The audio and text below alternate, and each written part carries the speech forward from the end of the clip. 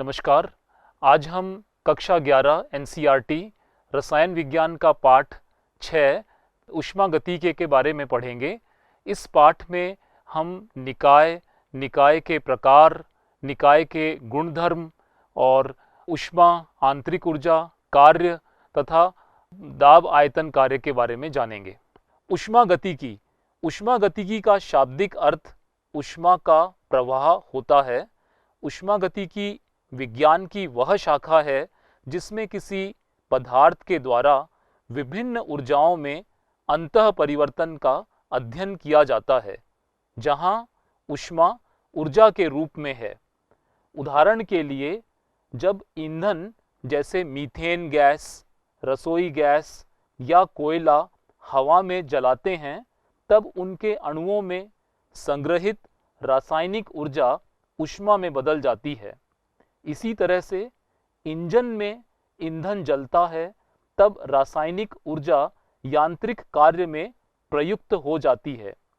इसी तरह galvanic cell में, शुष्क सेल ड्राई सेल में रासायनिक ऊर्जा से विद्युत ऊर्जा प्राप्त होती है। इस तरह से हम देखें, ऊर्जा एक रूप से दूसरे रूप में परिवर्तित हो जाती है। ऊर्जा के इन रूपांतरणों का अध्ययन हम ऊष्मागतिकी में करते हैं। ऊष्मागतिकी के माध्यम से हमें कई महत्वपूर्ण प्रश्नों के उत्तर मिलते हैं, जैसे एक रासायनिक अभिक्रिया में ऊर्जा परिवर्तन कैसे निर्धारित करते हैं, कोई परिवर्तन होगा या नहीं होगा, रासायनिक अभिक्रिया कैसे प्रेरित होती है, या रासायनिक अभिक्रिया किस सीमा तक चलती है। इन सब प्रश्नों के उत्तर हमें ऊष्मागतिकी द्वारा प्राप्त होते हैं। ऊष्मागतिकी में जो भाग हम पढ़ते हैं, जिस पर प्रेक्षण किया जाता है, उसे तंत्र कहते हैं। यहाँ इस फिगर में देखें, इसमें हमने तंत्र या निकाय ये भाग लिया है। मान लीजिए इस बीकर में हमने कोई अभिक्रिया मिश्रण लिया। अभिक्रिया मिश्रण हमारा तंत्र या निकाय हो जाएगा। हम इसे ब्रह्मांड से अलग क्यों पढ़ते हैं? क्योंकि हमें क्वांटिटेटिव एस्पेक्ट को देखना होता है। मात्रात्मक परिवर्तन को देखने के लिए हम ब्रह्मांड से तंत्र को अलग पढ़ते हैं। तो ब्रह्मांड का वह भाग जिसका चयन कर ऊष्मागतिकी अध्ययन किया जाता है, उसे निकाय या तंत्र कहते हैं।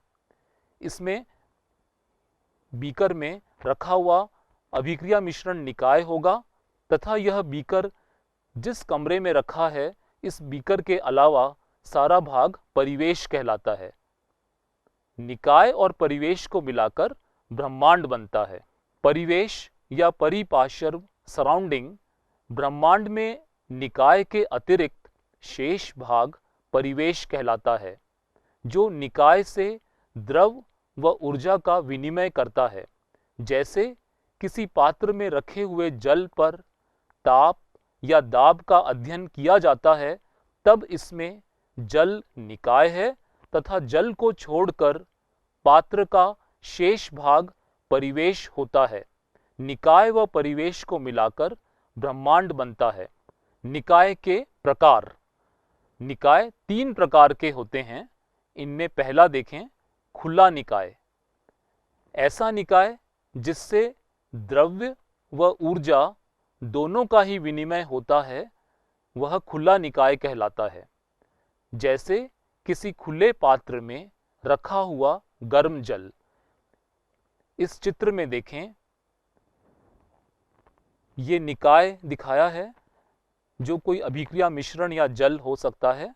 इसमें खुला निकाय इसलिए कहा क्योंकि यहाँ ऊर्जा का भी विनिमय हो रहा है। ऊर्जा भी परिवेश से निकाय में आ सकती है, निकाय से परिवेश में जा सकती है। इसी तरह से पदार्थ को भी बाहर से निकाय में दिया जा सकता है तथा निकाय से द्रव्य को बाहर भी निकाला जा सकता है। इस तरह से ये खुला निकाय है, जहां दोनों चीजों का विनिमय हो सकता है, ऊर्जा का विनिमय भी और द्रव्य का विनिमय भी। ऊर्जा का विनिमय ऊष्मा या कार्य दोनों तरह से हो सकता है। दूसरा है बंद निकाय। इस चित्र में देखें, ये कोई बंद पात्र है जिसमें हम द्रव्य का विनिमय नहीं कर सकते, केवल ऊर्जा का विनिमय हो सकता है।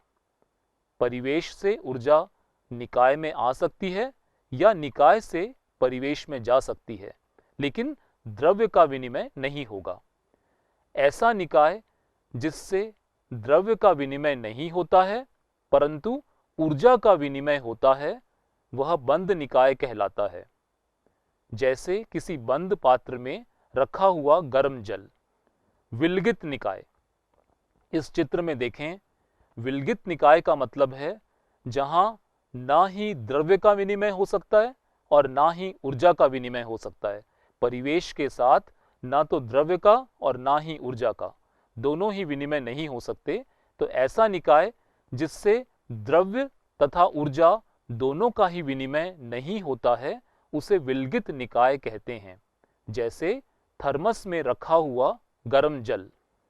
निकाय की अवस्था, किसी भी उष्मागतिकी निकाय का वर्णन कुछ गुणों जैसे दाब, आयतन, ताप एवं निकाय के संगठन को निर्दिष्ट करके किया जाता है।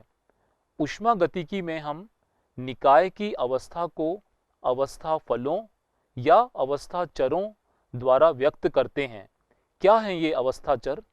निकाय का परिवर्तन कराने से पहले दाब, ताप तथा आयतन के जो मान हैं ये अवस्था पे निर्भर करते हैं, अतः इनको अवस्था चर कहते हैं।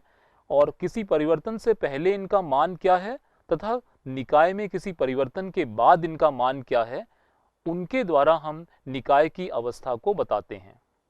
उष्मागतिकी में निकाय की अवस्था का वर्णन उसके मापन योग्य अथवा स्थूल गुणों जैसे प्रेशर, टेम्परेचर, वॉल्यूम के द्वारा किया जाता है। उदाहरण के लिए हम एक गैस की अवस्था का उसके दाब, आयतन, ताप, मात्रा आदि से वर्णन कर सकते हैं। पी, वी, टी को अवस्था चर अथवा अवस्था फलन कहते हैं। ये निकाय में परिवर्तन होने पर इनके मानों में परिवर्तन होगा। ये अवस्था के साथ जुड़े हैं। निकाय की प्रारंभिक और अंतिम अवस्था पर इनके मान भिन्न भिन्न होंगे। इन अवस्था चरों के द्वारा हम निकाय को बता सकते हैं। इनका मान निकाय की अवस्था पर निर्भर करता है, ना कि इनको प्राप्त करने के तरीके पर। एक बार कम से कम संख्या में इन स्थूल गुणों को तय कर दिया जाए तो बाकी सारे गुणों का मान स्वतः ही निश्चित हो जाता है। निकाय के गुणधर्म। निकाय के गुणधर्मों में पहला है गहन या मात्रा स्वतंत्र गुण, इंटेंसिव प्रॉपर्टीज। किसी निकाय या तंत्र के वे गुण जो पदार्थ की मात्रा या परिमाण पर निर्भर नहीं करते हैं परंतु उसकी प्रकृति पर निर्भर करते हैं, उन्हें गहन गुण कहते हैं या मात्रा स्वतंत्र गुण कहते हैं। उदाहरण के लिए ताप, दाब, घनत्व, श्यानता, पृष्ठ तनाव, द्विध्रुव आघूर्ण, अपवर्तनांक, विशिष्ट ऊष्मा आदि। ये सब गुण गहन गुण या मात्रा स्वतंत्र गुण हैं। ये मात्रा पर निर्भर नहीं करते हैं। विस्तीर्ण या मात्रात्मक गुण, एक्सटेंसिव प्रॉपर्टीज। किसी निकाय या तंत्र के वे गुण जो पदार्थ की मात्रा या परिमाण पर निर्भर करते हैं, उसकी प्रकृति पर नहीं, उन्हें विस्तीर्ण गुण कहते हैं। उदाहरण के लिए द्रव्यमान, आयतन, एंथैल्पी, एंट्रोपी, ऊष्माधारिता, आंतरिक ऊर्जा आदि। ये सब गुण मात्रा पर निर्भर करते हैं, अतः इन्हें विस्तीर्ण गुण, एक्सटेंसिव प्रॉपर्टीज कहा जाता है। इस चित्र में आप देख रहे हैं, हमने इसके अंदर कोई गैस भर ली, इस पात्र में कोई गैस भर ली। ये चित्र हमें ये बताएगा कि कौन सा गुण मात्रात्मक गुण है और कौन सा मात्रा स्वतंत्र गुण है। इसमें गैस भरने के बाद सपोज उस गैस का आयतन V है और तापमान T है। अब हमने कोई विभाजक के द्वारा इस पात्र को विभाजित कर लिया। इसमें दोनों ही गुणों में क्या परिवर्तन आया, जब हमने विभाजन कर लिया तब वॉल्यूम V/2 हो गया एक तरफ और दूसरी तरफ भी V/2 हो गया, लेकिन तापमान इस हिस्से में भी T है और दूसरे हिस्से में भी T है। इसका मतलब कौन सी चीज मात्रा स्वतंत्र हुई? T, तापमान मात्रा स्वतंत्र गुण है जो मात्रा पर निर्भर नहीं कर रहा। विभाजक लगाने के बाद भी उसका मान वही रहता है जो वो पहले पात्र में था, लेकिन आयतन मात्रा पर निर्भर कर रहा है। ये मात्रात्मक गुण है। V/2 हो गया है वॉल्यूम, पहले V था और अब V/2। यह मात्रात्मक गुण है और T जो है मात्रा स्वतंत्र गुण है। यदि कोई पदार्थ इकाई मात्रा में उपस्थित हो तो विस्तीर्ण गुण गहन गुण में परिवर्तित हो जाता है। जैसे द्रव्यमान व आयतन विस्तीर्ण गुण हैं, परंतु आयतन प्रति इकाई द्रव्यमान घनत्व होता है जो गहन गुण है। इसी तरह से ऊष्माधारिता में अगर हम विशिष्ट ऊष्मा देखें, क्योंकि वो इकाई द्रव्यमान के लिए 1 डिग्री सेल्सियस तापमान बढ़ने के लिए लगने वाली ऊष्मा का मान है, तो वो द्रव्यमान वहाँ निश्चित है 1 ग्राम।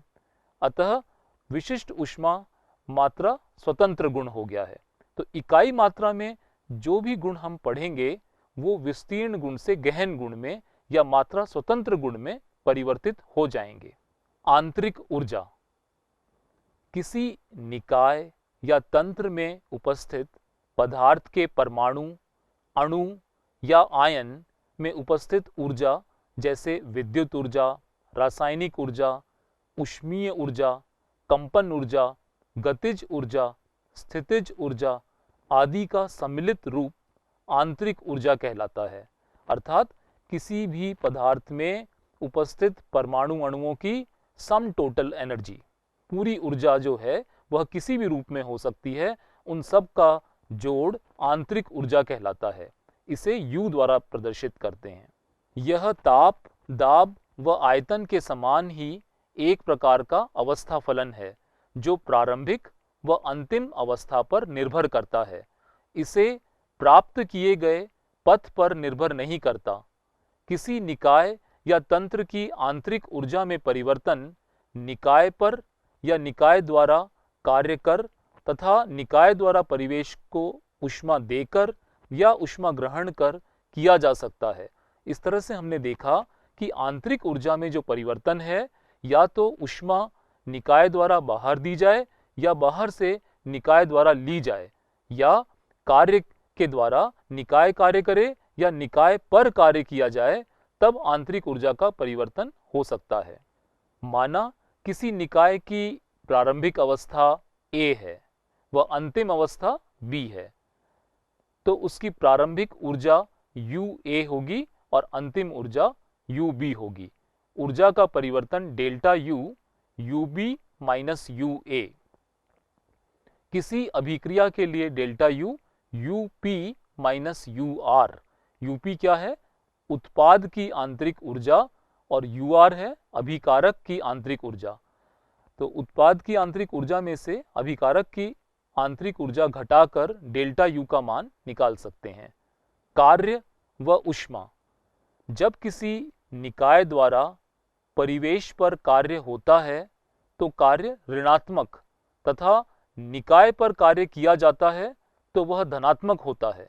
इसमें एक चीज ध्यान रखें, जो भी चीज निकाय की ऊर्जा को बढ़ाए उसे हमें धनात्मक लेना है। इस तरह से निकाय पर जब कार्य किया जाएगा तो धनात्मक होगा, और जब निकाय कार्य करेगा तो उसकी ऊर्जा खर्च होएगी, उसकी ऊर्जा कम होएगी, इसलिए वो ऋणात्मक लेना है। ये थर्मोडायनेमिक्स की परिपाटी में इस तरह से कार्य और ऊष्मा के साइन कन्वेंशन है जो हमें ध्यान रखना है। किसी निकाय की ऊष्मा में परिवर्तन ऊर्जा के रूप में ही होती है। जब निकाय परिवेश को ऊष्मा देता है तो ऊष्मा क्षेपी अभिक्रिया होती है, जिसे -Q से, तथा निकाय परिवेश से ऊष्मा ग्रहण करता है तो ऊष्मा शोषी अभिक्रिया होने से +Q से दर्शाते हैं।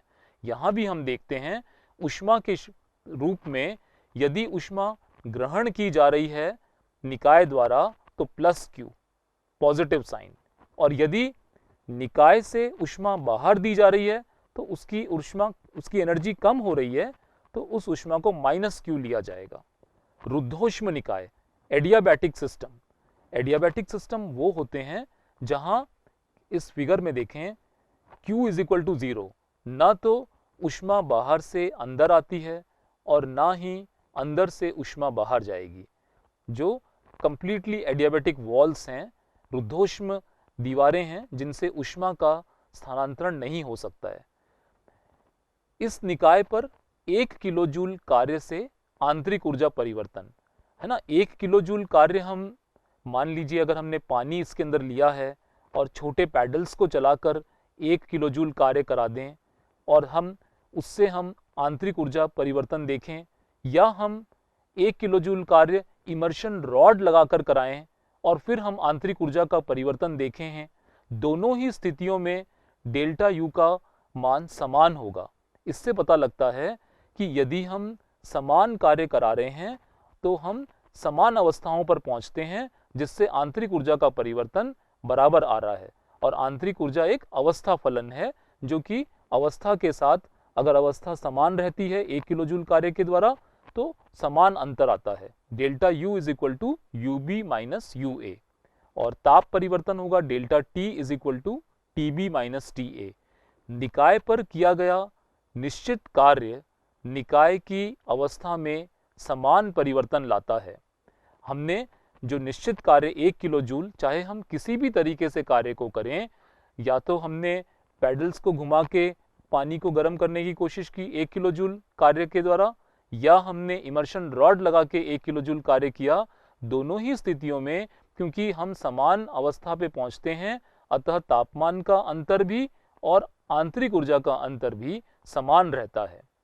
रुद्धोष्म प्रक्रम में किया गया कार्य W एडियाबैटिक 2 अवस्थाओं में आंतरिक ऊर्जा परिवर्तन के तुल्य है। तो यहां पर delta U is equal to U B minus U A, ये रुद्धोष्म प्रक्रम में किए गए कार्य एडियाबैटिक कार्य के बराबर होगा, क्योंकि यहाँ Q इज इक्वल टू 0 है। जितनी भी आंतरिक ऊर्जा में परिवर्तन है वो कार्य के द्वारा है। आंतरिक ऊर्जा एक अवस्था फलन है। इस तरह से हमने देखा कि आंतरिक ऊर्जा अवस्था पर निर्भर कर रहा है, तो अवस्था फलन है। दूसरा पात्र हमने लिया जो ऊष्मीय चालक है। इसमें ऊष्मा अंदर या बाहर आ जा सकती है। ऊष्मीय चालक पात्र में निकाय द्वारा अवशोषित ऊष्मा को ताप परिवर्तन द्वारा मापा जा सकता है। जब ऊष्मा अंदर आएगी या बाहर जाएगी तो तापमान का परिवर्तन होगा, और कितनी ऊष्मा आई या गई है वो तापमान के परिवर्तन से हमें पता लग जाएगा।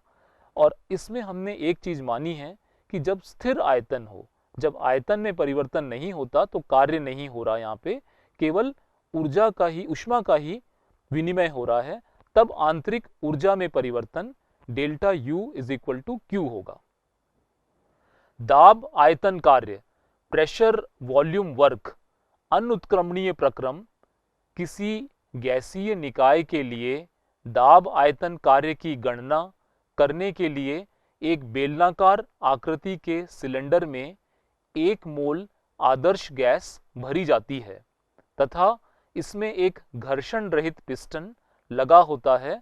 जब पिस्टन का बाह्य दाब P एक्सटर्नल व गैस का आंतरिक दाब P इंटरनल का मान समान होता है तो पिस्टन में कोई गति नहीं होती है। यहाँ देखें, ये हमने पिस्टन लिया और इसके अंदर फ्रिक्शनलेस पिस्टन है ये, और इसमें 1 मोल गैस भरी हुई है और बाहर का प्रेशर P एक्सटर्नल है और तब इनिशियल वॉल्यूम V1 है। P external internal pressure Pi से ज़्यादा है, अतः कंप्रेशन संपीड़न होगा और आयतन घटकर V2 हो जाएगा। जब पिस्टन का बाह्य दाब P एक्सटर्नल व गैस का आंतरिक दाब P इंटरनल का मान समान होता है तो पिस्टन में कोई गति नहीं होती है। यहाँ जब कंप्रेशन होगा और जब तक इन दोनों का मान समान न हो जाए, बाहरी प्रेशर P एक्सटर्नल और गैस के अंदर का प्रेशर P इंटरनल, जब ये समान हो जाएंगे वहां ये पिस्टन रुक जाएगा। इस तरह से आयतन जो है V1 से V2 तक पहुंच गया है।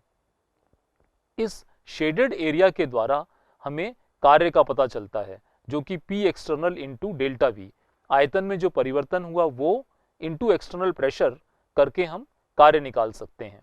परंतु जब गैसीय निकाय पर कार्य करने के लिए बाह्य दाब को बढ़ाया जाए तो सिलेंडर में गैस संपीड़ित होती है तथा निकाय अंदर की ओर गति करता है। वह Pi और P एक्सटर्नल समान होने पर पिस्टन रुक जाता है। यदि पिस्टन के अनुप्रस्थ काट का क्षेत्रफल A है, ये देखें, ये पिस्टन का अनुप्रस्थ काट, इसका क्षेत्रफल हमने मान लिया कैपिटल A, तथा प्रारंभ में आयतन कितना है V1, ये वाला, ये वॉल्यूम V1 दिखाया, और L दूरी, ये देखिए ये दूरी L पर ये संपीड़ित होकर वॉल्यूम कितना हो गया V2। तब आयतन में परिवर्तन L इंटू A होगा। L दूरी कवर की और A उसका एरिया ऑफ क्रॉस सेक्शन है, तो L इंटू A आयतन में परिवर्तन है। इसे हम V2 माइनस V1 जो कि डेल्टा V होता है, कार्य क्या होता है, बल इंटू विस्थापन, W is equal to F into L, work is equal to force into displacement, उस तरह से ये F इंटू L कार्य हो गया। बल इज इक्वल टू दाब इंटू क्षेत्रफल, बल का सूत्र है दाब इंटू क्षेत्रफल, दाब क्या हुआ P एक्सटर्नल और क्षेत्रफल है A, ये F की वैल्यू आ गई, force is equal to P external pressure into area. अब यहां देखें, ये F की value P external into area इस सेकंड इक्वेशन में डाल दें। समीकरण 3 से F का मान समीकरण 2 में रखने पर यहां जब हम F की value P external into A डालेंगे तो ये हो जाएगा W is equal to P external into A into L। यहां हमने देखा A into L first equation में डेल्टा V के बराबर है, A इंटू L का मान यहां रख दिया P external into delta V। Compression में वॉल्यूम घट रहा है, यानी कि V2 minus V1 negative quantity आ रही है, और हमने थर्मोडायनेमिक्स की परिपाटी में पढ़ा है कि कार्य जब निकाय पर किया जाए तो W का आंसर पॉजिटिव होना चाहिए, पॉजिटिव वैल्यू कार्य की आनी चाहिए, इसलिए यहाँ पर नेगेटिव साइन हम इसमें लगा देंगे जिससे कि वर्क पॉजिटिव आ जाए, minus P external into delta V। चिन्ह परिपाटी के अनुसार जब निकाय पर कार्य किया जाता है तो कार्य धनात्मक होता है, जैसे गैस के संपीड़ित होने पर आयतन में परिवर्तन ऋणात्मक होता है, अतः कार्य को धनात्मक रखने के लिए नेगेटिव चिन्ह लगाया गया है, तथा इसके विपरीत गैस के प्रसरण में कार्य निकाय द्वारा किया जाता है, अतः ऋणात्मक होता है। उत्क्रमणीय प्रक्रम, इस प्रक्रम में दाब आयतन कार्य की गणना करने के लिए संपीड़न या प्रसरण में आयतन परिवर्तन होने के साथ बाह्य दाब में अत्यंत सूक्ष्म परिवर्तन होता है, अर्थात संपीड़न में बाह्य दाब में वृद्धि तथा प्रसरण में बाह्य दाब में कमी होती है। संपीड़न में external pressure P external P plus DP, यहाँ P क्या है, गैस का अंदर का प्रेशर, इंटरनल प्रेशर, और बाहर का प्रेशर उससे थोड़ा ही ज्यादा होना चाहिए जिससे कि संपीड़न हो पाए उत्क्रमणीय तरीके से। प्रसरण में बाहर का प्रेशर इंटरनल प्रेशर से थोड़ा कम होना चाहिए जो कि P माइनस DP, तब उत्क्रमणीय तरीके से प्रसरण हो पाएगा और हर वक्त सिस्टम और सराउंडिंग साम्य में हो पाएंगे, लगभग साम्य में हो। संयुक्त रूप से इसे लिख सकते हैं P external is equal to P plus minus DP। W reversible उत्क्रमणीय कार्य minus P external into DV हो जाएगा, और W रिवर्सिबल जब यहाँ हम P एक्सटर्नल की वैल्यू डालें तो P प्लस माइनस DP है, तो minus P plus minus DP into DV। इसे सॉल्व करने पर minus PdV plus minus DP into DV। यहाँ पर DP इंटू DV को नगण्य मानने पर W रिवर्सिबल क्या रह गया, माइनस का PdV। ये चित्र देख रहे हैं आप, इसमें हम कुछ फाइनाइट स्टेप्स के द्वारा गैस को कंप्रेस कर रहे हैं और प्रेशर चेंज हो रहा है, और ये शेडेड एरिया हमें वर्क डन बताता है।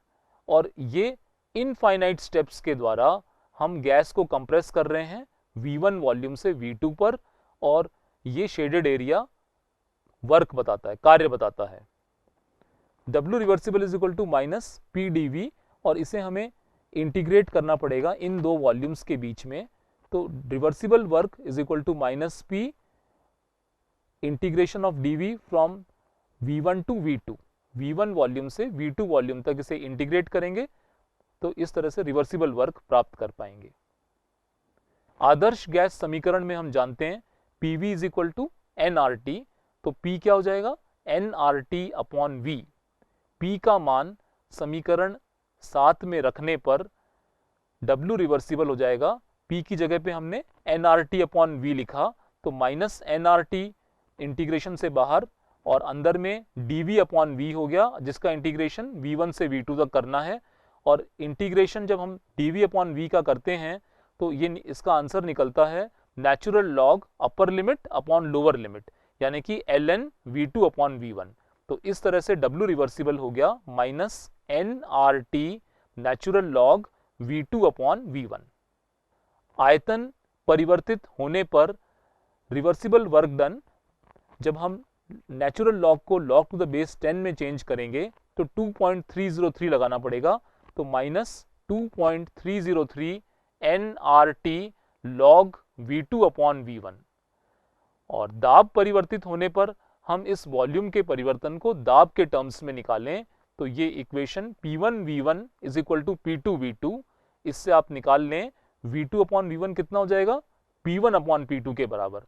अब ये समीकरण 10 में V2 अपॉन V1 की जगह हम क्या लिखेंगे, P1 अपॉन P2, तो ये दाब में परिवर्तित हो जाएगी। और W reversible is equal to minus 2.303 nRT log P1 upon P2। किसी गैसीय निकाय का यदि निर्वात में होने वाला प्रसरण, अर्थात जब एक्सटर्नल प्रेशर 0 होता है, उसे मुक्त प्रसरण कहते हैं। उसमें उत्क्रमणीय या अनुत्क्रमणीय प्रक्रम दोनों में कोई कार्य नहीं होता है।